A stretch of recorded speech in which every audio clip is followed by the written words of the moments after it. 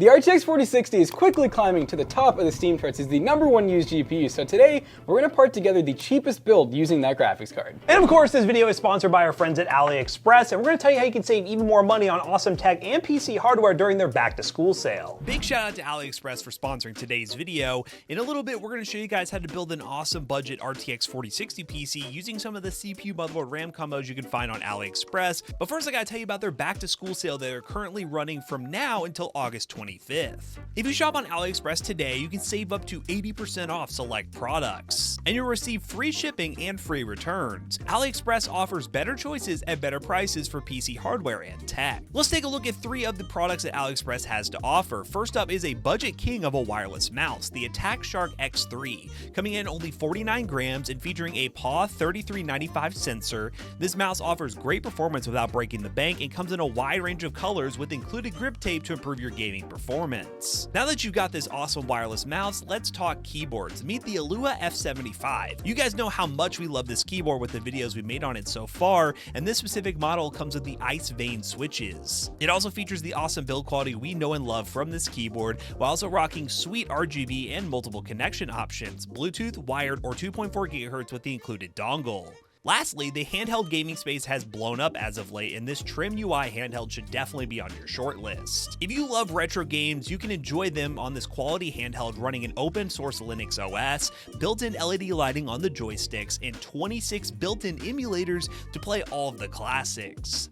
As a retro game lover, I can't get enough of this device and its build quality. It's definitely going to be in my retro gaming collection. To learn more about all the products mentioned in today's video and also cash in on the awesome sale AliExpress is currently running to August 25th, definitely check the links down below and use our discount codes to save big during AliExpress back to school sale. Big shout out again to AliExpress for sponsoring this video. Now we are using the RTX 4060 with an older CPU motherboard RAM combo, which is going to have some sort of bottleneck, but we're here to experiment today to see if that bottleneck is still worth dealing with to get the 40 series features that come with the RTX 4060. Now let's go and talk about all the parts that make up this PC build, and then we're going to show you guys step by step how to build it and dive into some gaming. So this right here is a motherboard CPU RAM combo from Machinist. Now, it doesn't really have much branding or advertising on it at all, but it's an X99 board. I'll go ahead and open it up, and it actually has a Xeon processor inside of it along with some RAM.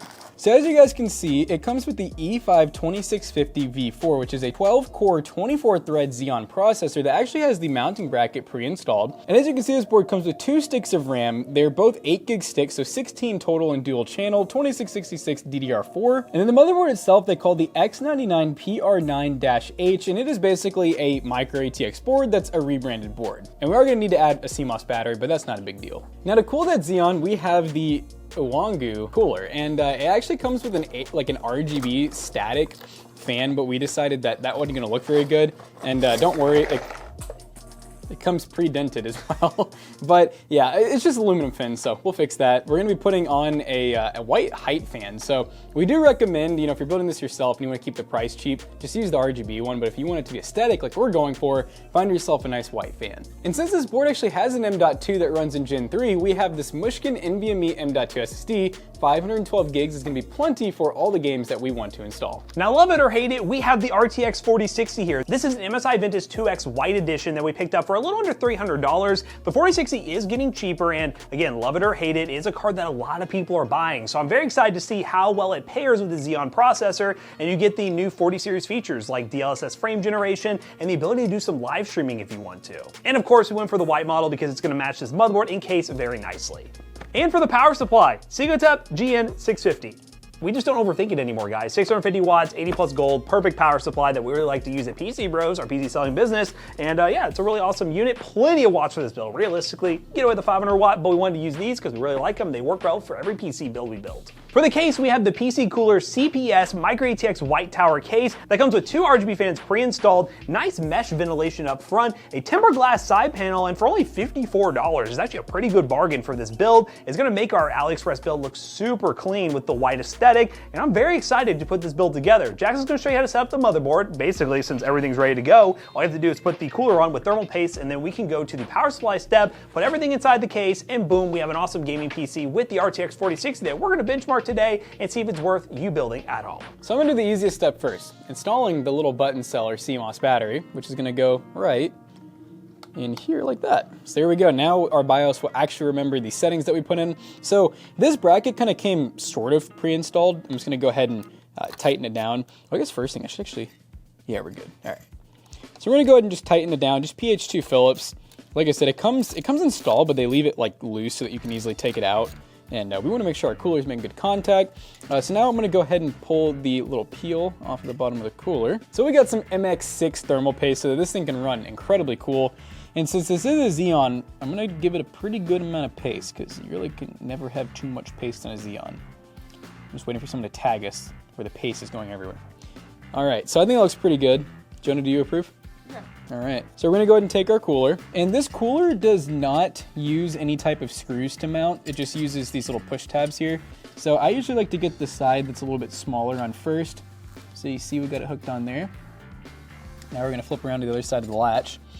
And sometimes you gotta use a lot of pressure with these. This one, although, seems pretty easy. There we go. All right, so now you can see, held on by pressure, you should be able to lift the cooler up. Now's a good time if you have any bent fins to go ahead and kind of make those look a little bit better. You know, it's acceptable for me. We'll fix it later. McAllister will fix it in post. So at this point, we have our RAM, we have our cooler installed. I'm gonna go ahead and do the NVMe actually before I put the fan on. I probably could have done this a little bit sooner because it's kind of in the way. So I'm gonna go ahead and swap my screwdriver over to a PH1. Open our SSD. We've got our Tempest drive out. So the notch is going to be facing like this. I'm gonna take it, insert, and it's gonna have like a little bit of a diagonal vibe to it, which is all good, but then you're gonna push it down. You're gonna go ahead and take your screw, and you're going to just hand tighten it. You don't need it to be super tight because these will snap off pretty easily. All right, so we got the NVMe installed now. Let's go ahead and do the last step of putting our height fan on here, which in your case may be a different brand, but at the end of the day, it needs to be a 120 millimeter fan. So we're gonna take 2 of these brackets right here, and we're going to put them in just like this. So they should clip in pretty nicely. Boop. Boop. All right, here we go. Here we go. Try to get it nice and even at the top. And you should, you know, this should stay on its own pretty easily. Just make sure it's not gonna like slide down or fall off. But that feels pretty good. So now we're gonna look for the fan header. This is CPU fan. So there's one over here, but I don't really like where that one's located. So I'm gonna use CPU fan 2. And hopefully the motherboard doesn't give us any errors, but if it does, we'll ignore them. But now we can basically take this cable and just kind of tuck it behind the board, which once we put it in the case, we'll do that as well. But at this point, we have a completed motherboard assembly, and now we're ready to go to the next step. It is now time to install our power supply. Let's go ahead and open it up. Once again, we went the Segotep 650 watt 80 plus gold, which will be plenty of watts for this PC build. The only downside is it is a non-modular power supply, meaning it has all these extra cables on it, but don't worry, we will get that sorted out. We'll put that off to the side for just a second. It also comes with this bag of screws and zip ties, so we can cable manage and also have the screws to screw in the power supply. Let's get our case ready by removing these panels. It's always a good idea to put your panels back in the case box so you don't lose them. Are these actually gonna hang on there? Wow, that's pretty premium for a $54 case. I like to see that. They do stay in there, so shout out. So we'll go ahead and set our side panel. Tiny box problems. There we go. I'll do the same with this one. Let's see if this one comes off really easily. It does, sweet.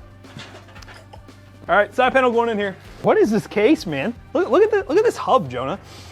Oh my God. So this case has a lot to work with. Jackson, look at the hub in this case. It's a $54 case. That is wild. They got 1, 2, 3, 4 more ARGB headers and 4 more fan headers. So that's pretty cool. But we need to install the power supply. So we're gonna take our power supply right here, and we're gonna go ahead and undo this little twist tie.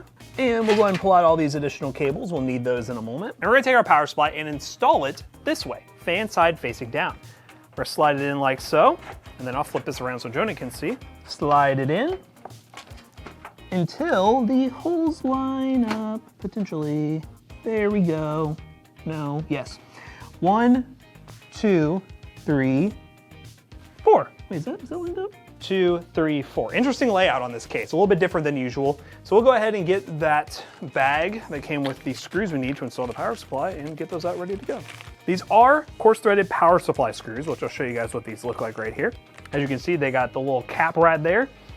And yeah, they look like power supply screws. So we're going to go ahead and take our power supply screws, and we're going to go ahead and screw in the first one. That hard drive tray might be a problem for you guys. So we'll do this one first.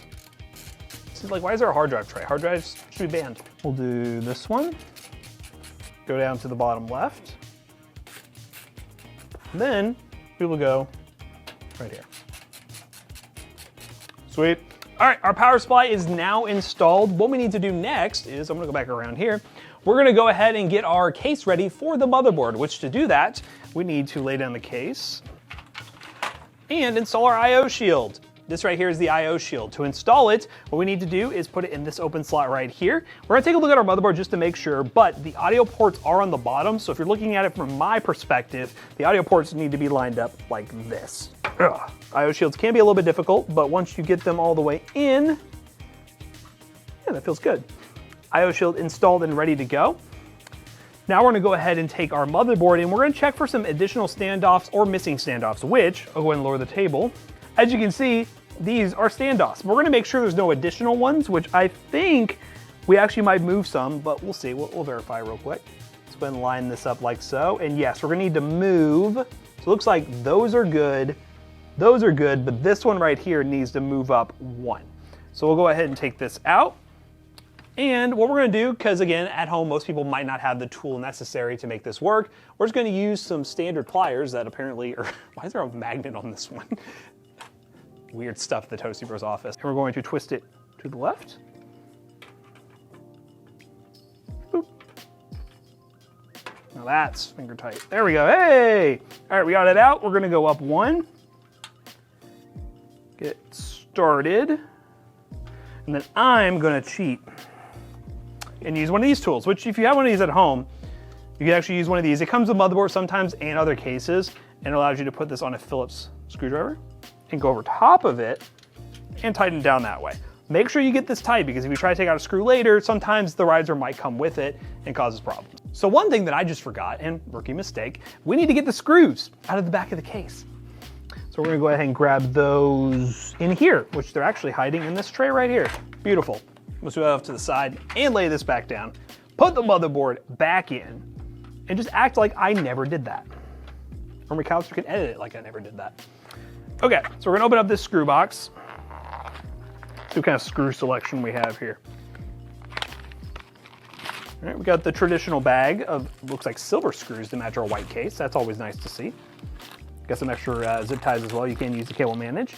And we're gonna pick out these fine threaded screws, which for comparison, coarse thread, fine thread. So we're gonna use these to screw in the motherboard.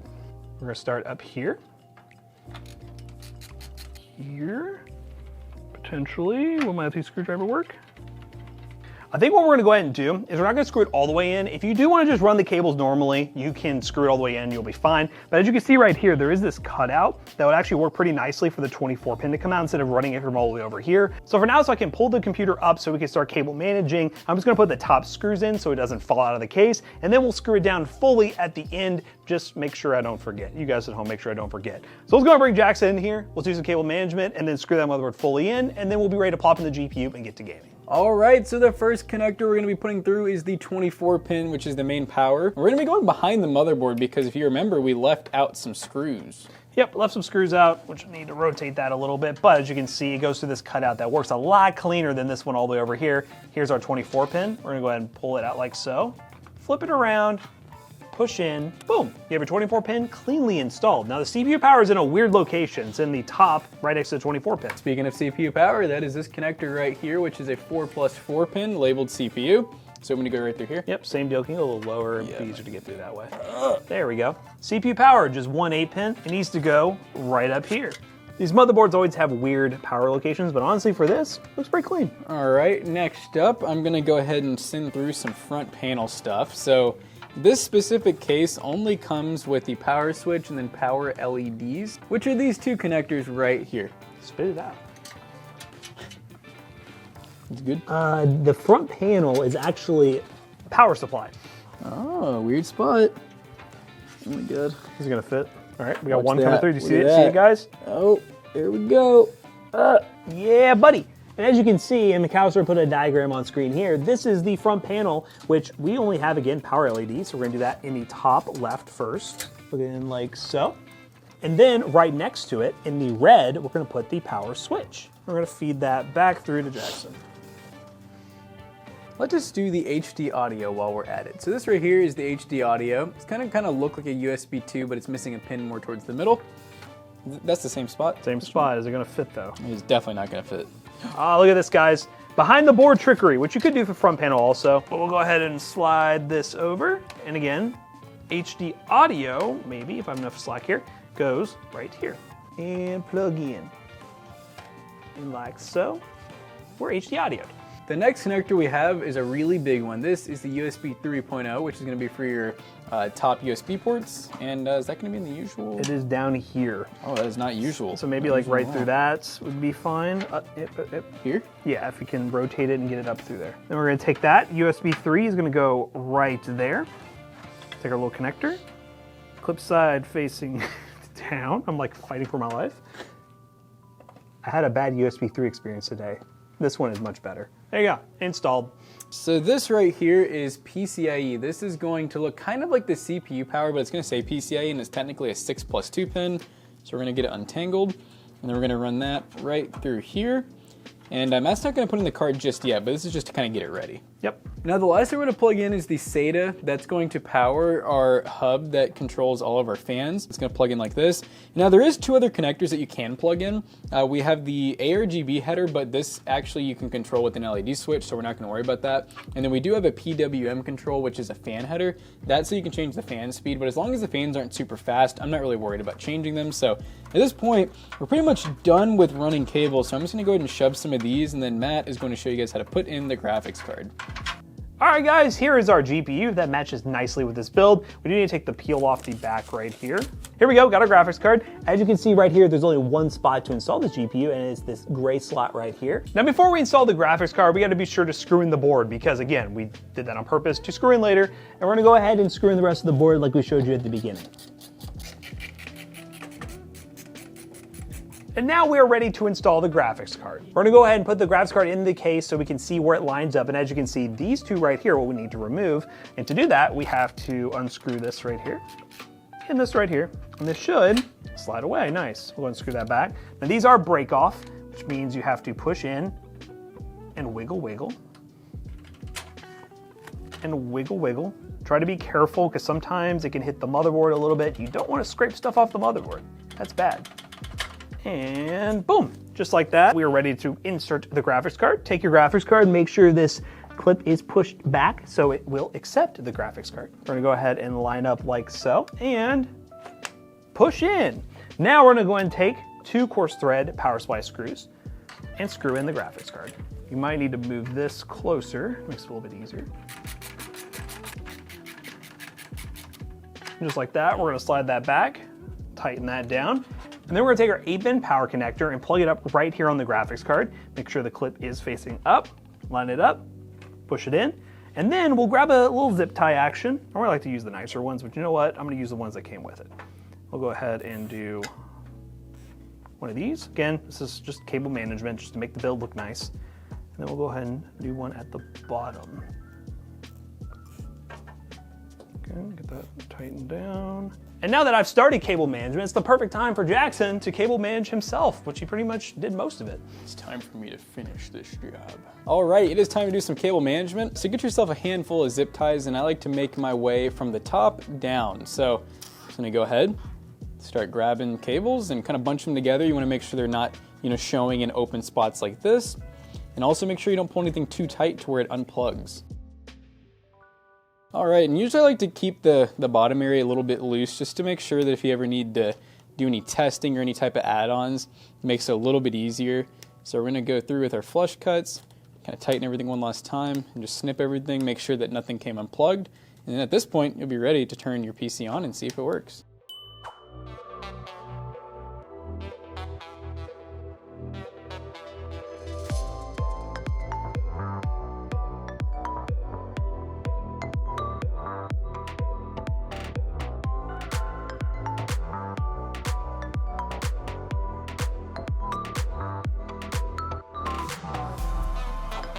All right, right, guys, we're kicking things off with, of course, Fortnite, and I'm gonna get this out of the way because you're probably wondering, why the heck are we playing Fortnite? Well, one, you all love to play Fortnite, and anyone who's buying the most popular GPU on the market right now is probably playing some of the most popular esports games on the market, and Fortnite's definitely one of them, but this will definitely be more of a test of the CPU than the GPU. So if you want to save a lot of money and you mainly play Fortnite, don't get the 4060. Get a much cheaper GPU, even like an older 20 series like NVIDIA GPU, and you'll probably get the exact same performance number here running DX12 performance settings.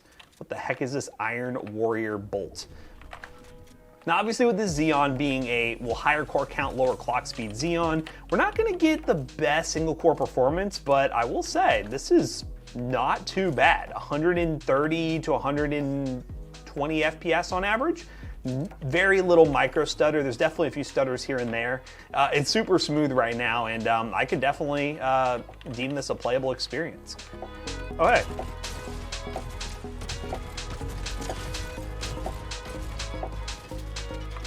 Okay. What was the goal there, Chopper?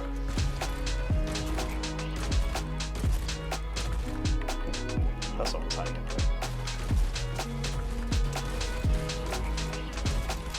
Salsa Pants. Quality name. Got him. Good dog, good dog. Ah! Ah! All right, guys, I decided to do one more drop to see if after loading in, things would run a little bit smoother. Because I was just totally running that lobby. I'll probably die here instantly after I say that, but let's go ahead and drop in and see if things run a little bit smoother. But all in all, I've been pretty happy with Fortnite's performance, single core performance, solid enough. And this is definitely worst case scenario because you could go with any other GPU, realistically any other GPU other than the 4060 and probably get the same results. The 4060 is helping here, but not like crazy.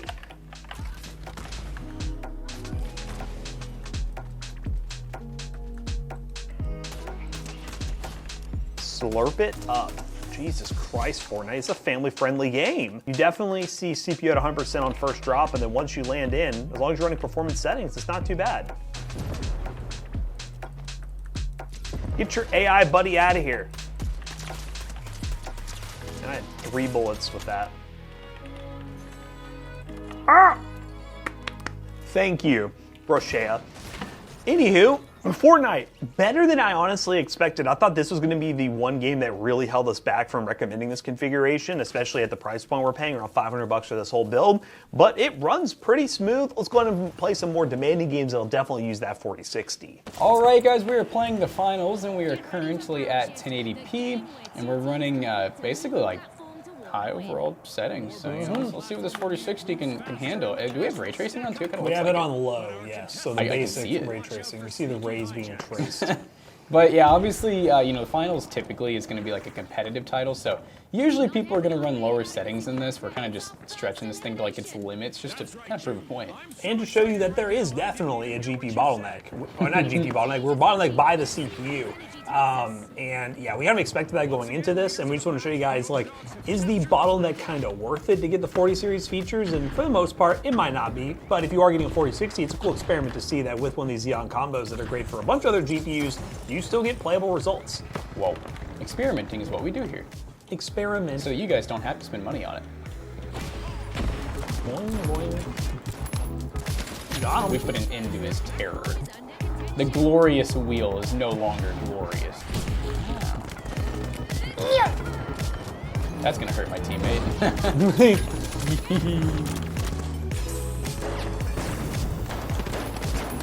Pick me. Ow.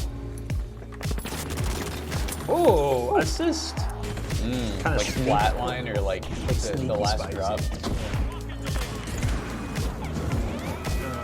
You're on fire.